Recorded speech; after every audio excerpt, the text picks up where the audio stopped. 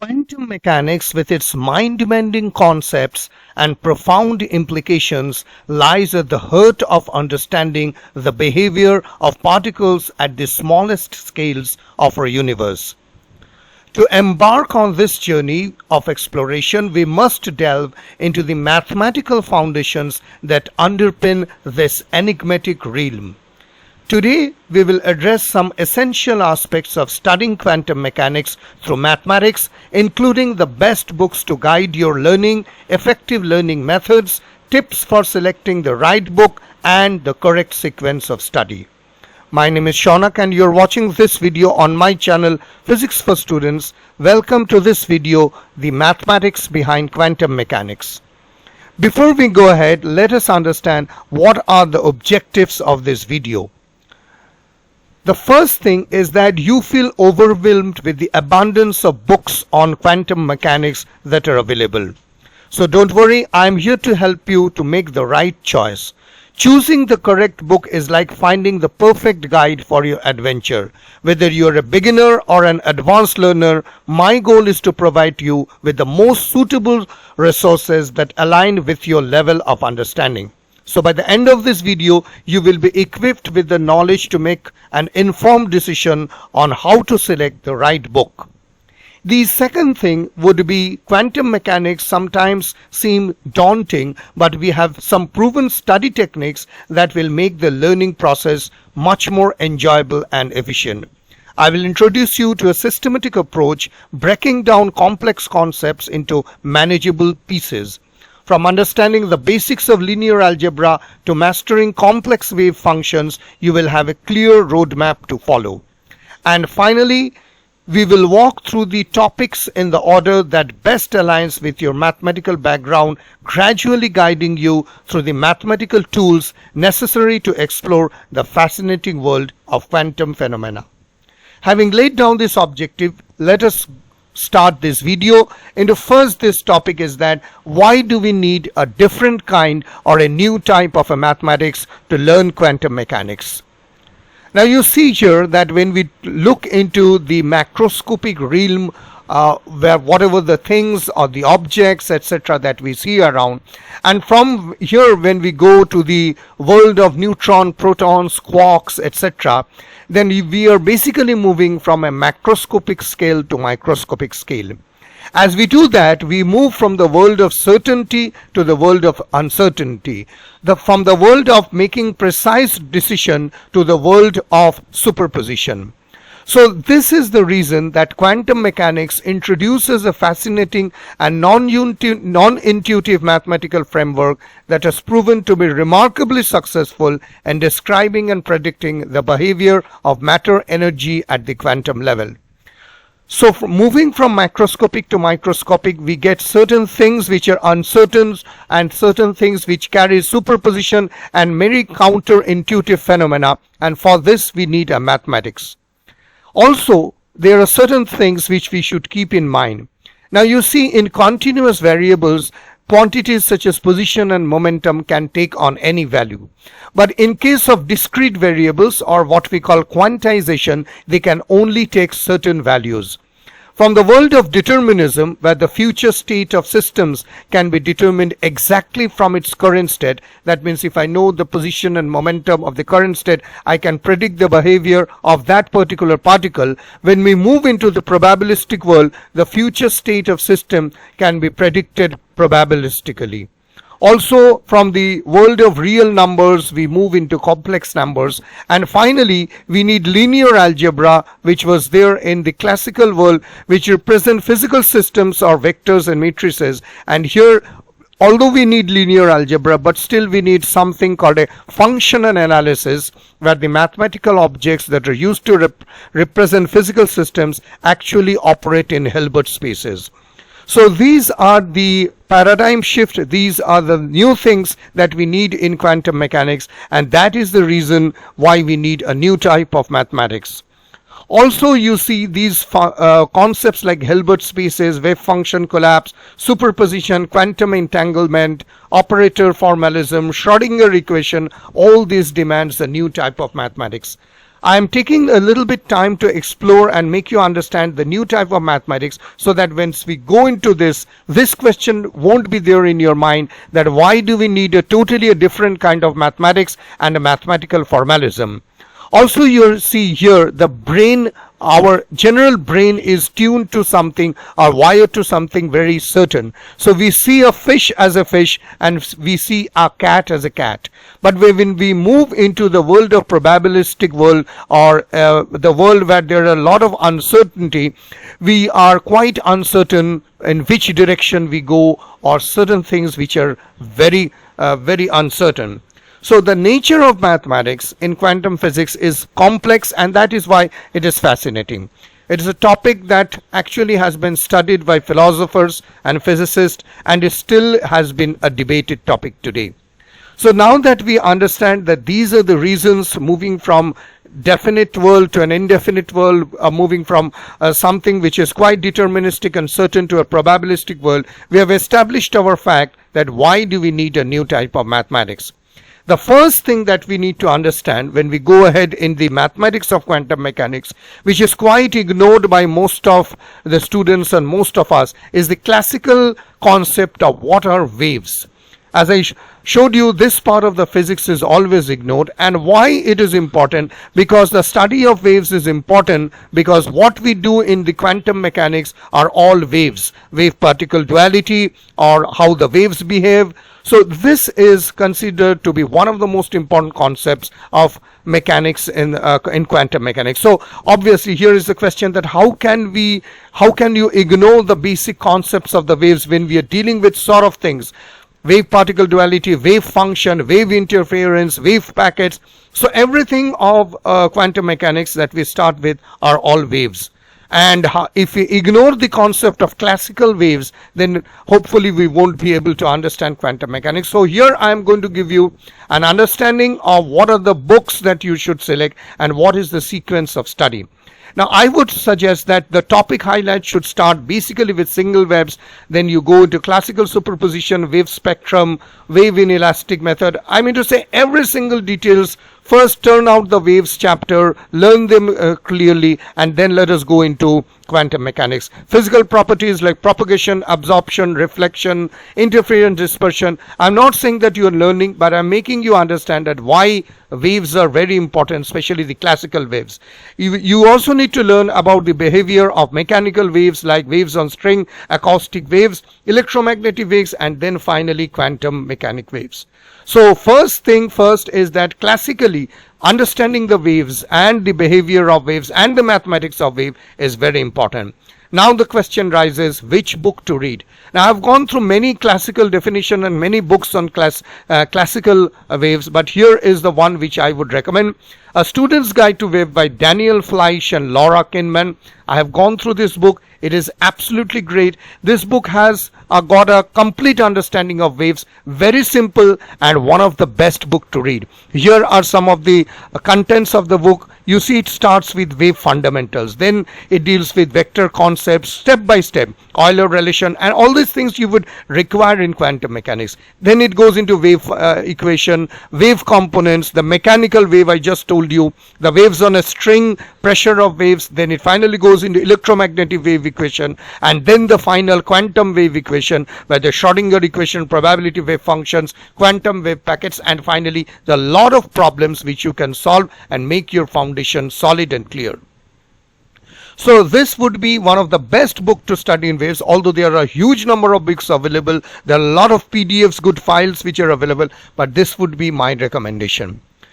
The second thing is that to learn the mathematics of linear algebra. Now there might be a question in your mind that why do we need at all linear algebra in quantum mechanics? Here is my video lesson number 6.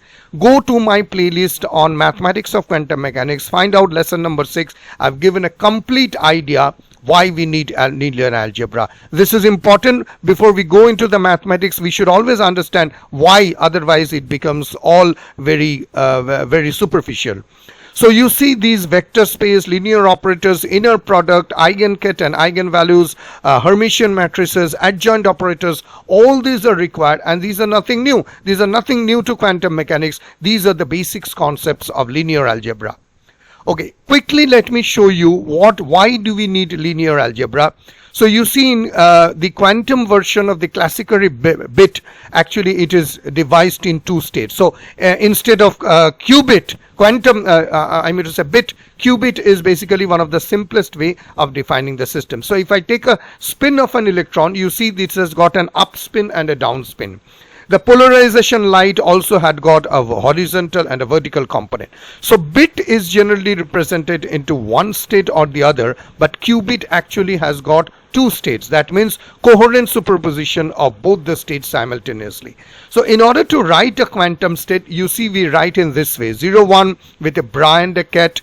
Two qubits could be represented in a four-dimensional linear vector space. So you see 0, 0 is represented like this, 0, 1 represented like this, 1, 0 and 1, 1. So you see the quantum state is written at four states. And you can very well understand these writing of the row and the columns of the vectors is where the matrices and linear algebra comes in.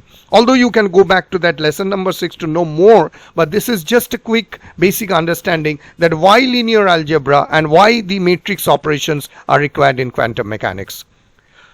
First, my recommendation would be Gilbert Strang's Introduction to Linear Algebra.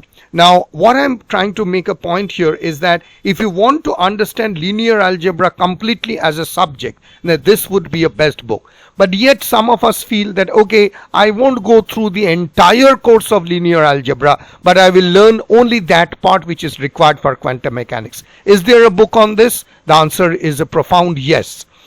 You see this book by Per-Olof Lodin, Linear Algebra for Quantum Theory, and here is another book by John David Jackson, Mathematics for Quantum Mechanics, which introduces the linear algebra and other necessary mathematics.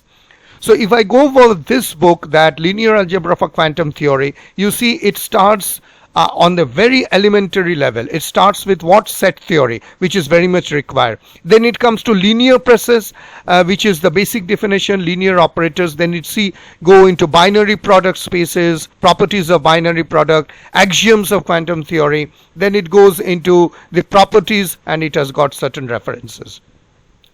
So if you're trying to find out a shortcut in order to just know the linear algebra, most importantly, this book would be good.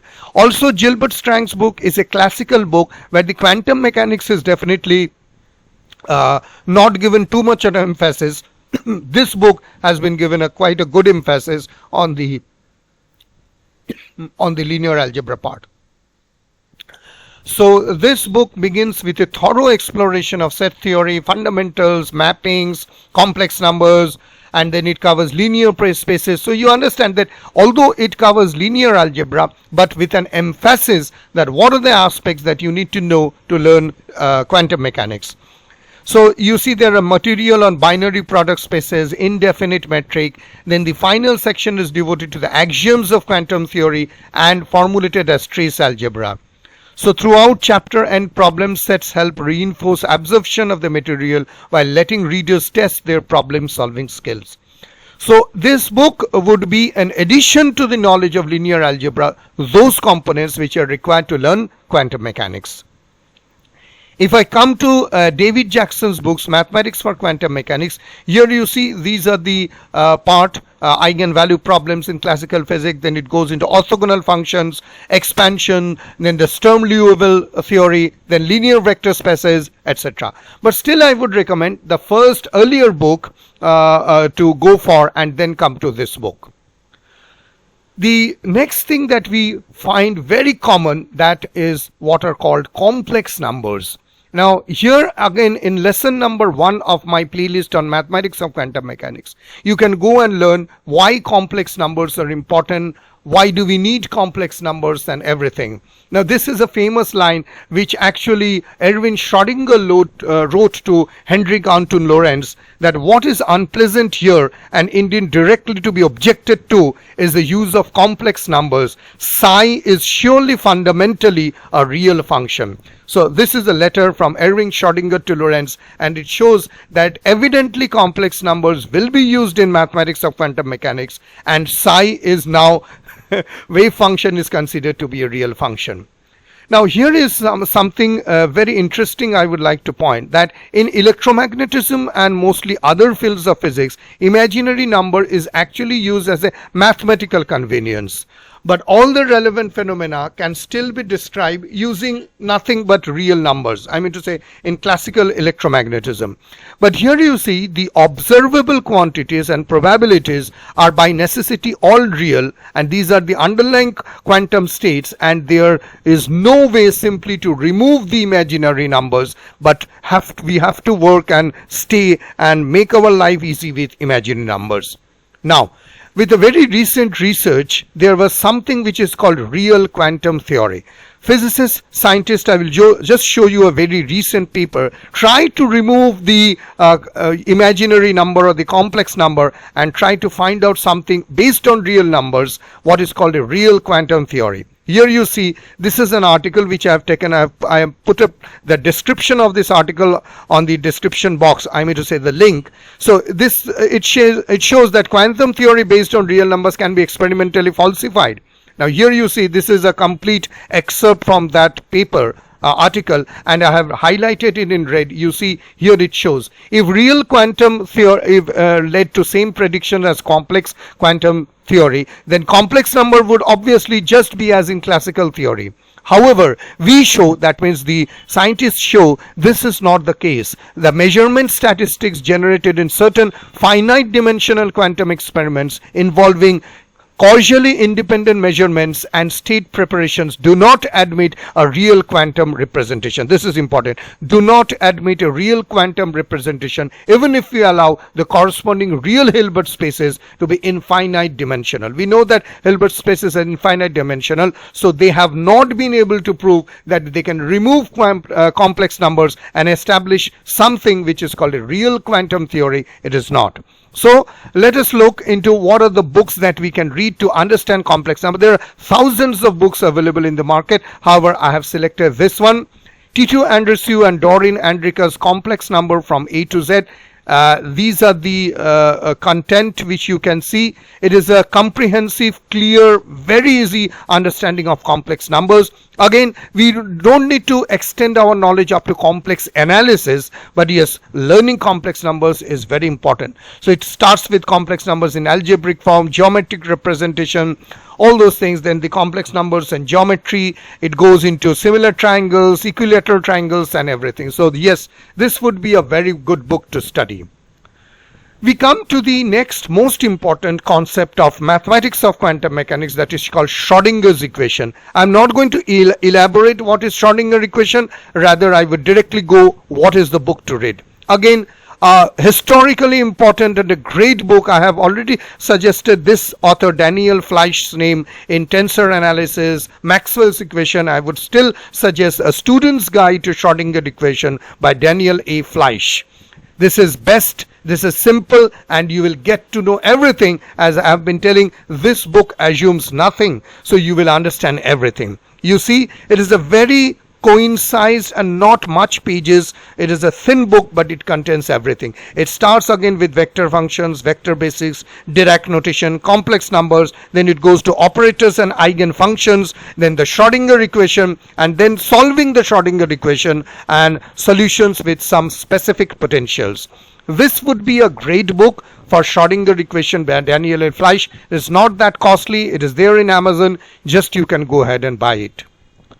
Next we come, which is the most and the biggest and most elaborated concept, that is probability theory. I don't need to go what is probability theory, because that would again require a video. I will directly come what are the best books to read. First would be Jim Pittman's Probability, but this book is basically absolutely for beginners, so if you're really already into probability, this won't be the right book. The second would be this one, William Feller's An Introduction to Probability Theory and Its Application. I have selected volume 2, but there are volume 1, volume 2 and volume 3. And third, a little bit advanced, would be Sheldon Ross, very popular, A First Course in Probability. Now you see this book, Jim Pittman book, is very clear, easy to understand, and here are the contents. You can see it is very basic. It starts with introduction, interpretation, distribution, then it goes into repeated trials and sampling, then it goes into random variables, what are the discrete distributions, Poisson distribution, then it goes into continuous distribution and continuous joint distribution. But however, if you're just taking a step into quantum mechanics, probability would be a wonderful book. This book, Jim Pittman's, it's wonderful. We come to the second level, that is introduction to probability. Here are the table of contents. It starts with the background, procedure, statistical probability, and most importantly, which I always tell, a historical note. Without knowing that, the entire learning becomes very vague. Then we go into empirical background, sample space events, relation among events, then the elements of combinatorial analysis, then it goes into Bose-Einstein and Fermi-Dirac statistics. This is wonderful. Application to runs, the hypergeometric distributions, binomial coefficient. Then on the right hand side you see it goes into fluctuation, coin tossing and random walks. Then it goes into combination. It is a complete one book which will give you everything, although there are 3 versions, but this would be an excellent book to read through. It further looks into this, the Poisson approximation, normal approximation to the binomial. It's huge, random variable, expectation, then it takes into integral valued variables. This book actually will teach you everything related to probability. It is a one single comprehensive book which will give you a complete understanding. You see, these are still the contents. I'm so sorry. Let us go back. Yeah. So here are the contents. So Markov chains are also being covered, algebraic treatment and everything. Then we come to this book, a first course in probability, which would be combinatorial analysis, axioms of probability. This is a little bit advanced, but fairly a very good enough, very celebrated author, Sheldon Ross, and it is quite a well-known book. So you can see through the contents, properties of expectation, limit theorem, additional topics in probability and everything. We come to the next concept, which is Schrodinger's equation, but it is related to what is called a Fourier transform. Now give me a minute of patient hearing to make you understand what is a Fourier transform. So it is basically the frequencies present in the original function. It is a kind of a transform that converts the function. So what it does, it breaks down a signal into its individual frequencies. So get a kind of a sound wave. We can break it down into smaller waves, into this and this. So the Fourier transform actually takes the music and it decomposes into its constituent note or frequencies. It is something also similar to a kind of a vector which can be defined by dividing it into its component vectors. So if I get a kind of a frequency like this, then I can 5f, I can distribute it something like this, and this can be just hypothetically considered as a 2f plus 3f, and this is what is the Fourier transform. So it basically breaks down the frequency so that we can do better analysis and study. I've made another very interesting video which is called Uncertainty Principle and Fourier Transform, which is a deeper look into why we need Fourier Transform, Uncertainty Principle. I will welcome you to go into my playlist in Quantum Mechanics and look into this video. This is very interesting. So Fourier Transform again has got a lot of books to read. First, this book is very good, Student's Guide to Fourier Transform, a Fourier Transform by Ronald Bracewell. Then comes this book, Robert Stichard's Guide to Distribution to Fourier Transform and Fourier Analysis and Applications. The huge number of books. Now, I am not going to go into each and every, I would say, concept or table of contents. Again, the video is already going quite long, but there's a sequence of studies. First, go with Bracewell's book, then go with a Guide to Distribution, then go with the Student's Guide to Fourier Transform, and then come to Fourier Analysis and Application. Now you might be wondering why I am telling J.F. Jem's book to be the third, because I have gone through this book. This book is basically meant for those who already know Fourier Transform. It talks more of the applications to physics and engineering rather than teaching you Fourier Transform. So this would be the sequence to study. The next important thing would be to know Hermitian operators and what are the observables. Now you see, in classical physics we deal with total energy as kinetic plus potential, and quantum physics also we deal with total energy kinetic plus potential, but we use like something which is called a Hamiltonian operator denoted by this H cap sign. So here you see H equals to T plus V. Here it is the same, but it is being replaced by a cap on the hat on the sign. So what it shows is this one, which is basically the Hamiltonian operator, gets the classical version gets expanded into this. So you see the operator remains the same, the kinetic energy remains the same, and the potential energy also remains the same with a minus H bar right on the top, H square. I have also made a very detailed video on Hamiltonian and Hermitian. What is the relation? You can go back into my Physics for Students channel and you can check it out. It is much more detailed in order to know how a Hamiltonian and Hermitian are related to each other. Okay, so what is the best book to read in this aspect? I would request to go for this book. This is again a wonderful book, Student's Guide to Lagrangian and Hamiltonians. You see, it starts with a very basic concept of kinematics, generalized coordinates, then it goes into Newton's laws of motion, Newton and Leibniz. Although Lagrangian won't be required in quantum mechanics, but this would be a good concept to grasp through.